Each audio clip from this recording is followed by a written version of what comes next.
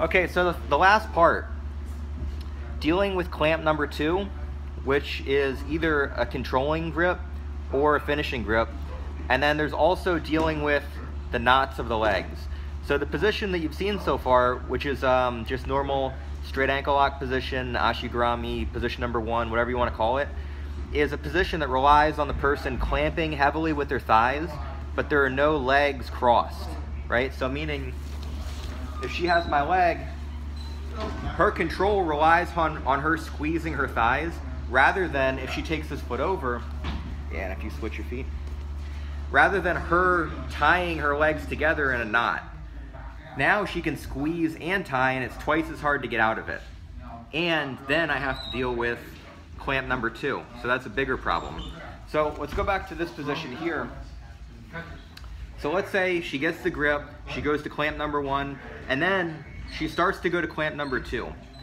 Remember what I said earlier, you have to be able to buy yourself time here because you have a very short window of opportunity to defend yourself and escape. If she is this deep into a controlling leg lock position, it's not easy to get out and you're in a lot of danger. So number 1 is trying to control the grips.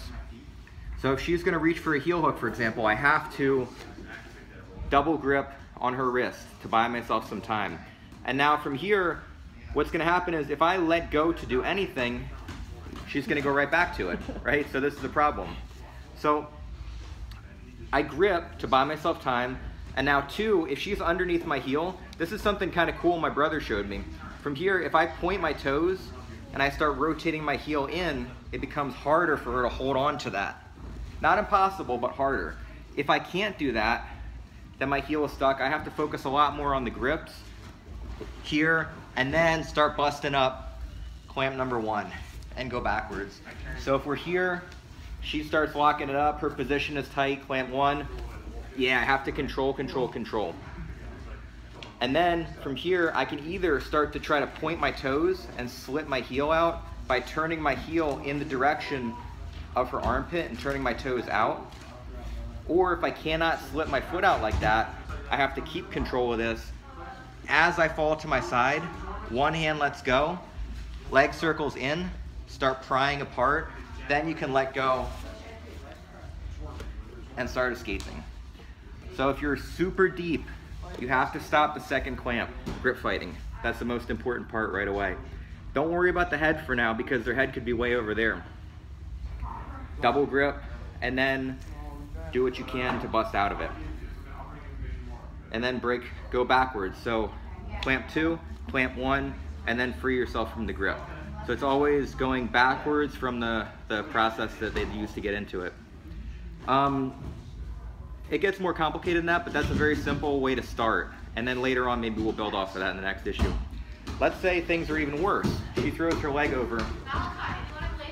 So she got her grip, she got clamp number 1, and she's going for clamp number 2. Again, backwards, right? But the problem here is that if I throw my leg over, this doesn't do anything because she's got her legs tied together. So number 1, I have to buy myself some time. Number 2, if I can, I have to find a way to get this heel free. But so that could take a couple of different forms.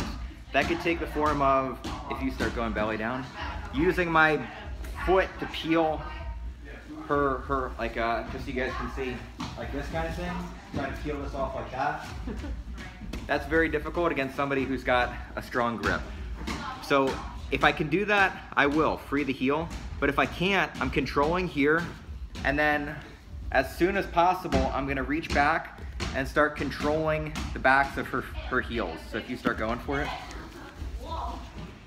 here, and then prying things apart. So you guys can see from a different angle.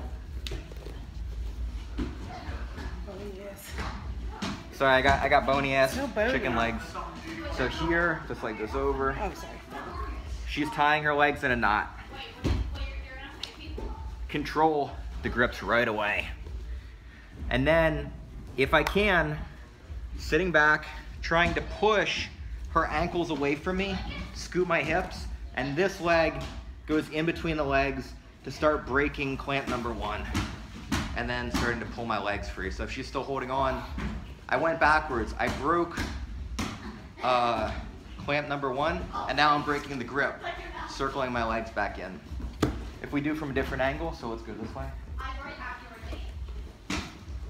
Here, grip, clamp 1, clamp 2, and the knot, right? The knot of the legs crossed.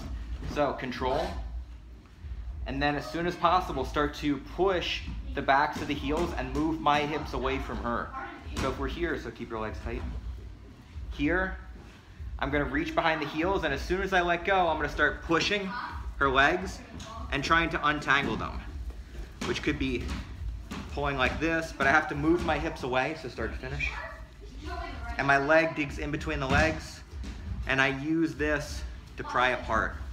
So, control, sit back, attack the knot, and once you break the knot, try to, as quickly as possible, break clamp number 1. And then if she's still trying to finish this, you can turn, slip your foot out, and pummel your legs back in. It's not a perfect solution, but the hole is dug very deep at that point, and so all you're trying to do is buy time and reverse engineer the submission so that you have a chance of getting out. There may be better answers for it, but that's the best one that I have right now. So give that a shot, push the heels, try to untie the legs, and then as soon as possible, wedge in between the thighs and start using that wedge to pry apart clamp number 1. Give it a shot, let me know what you think.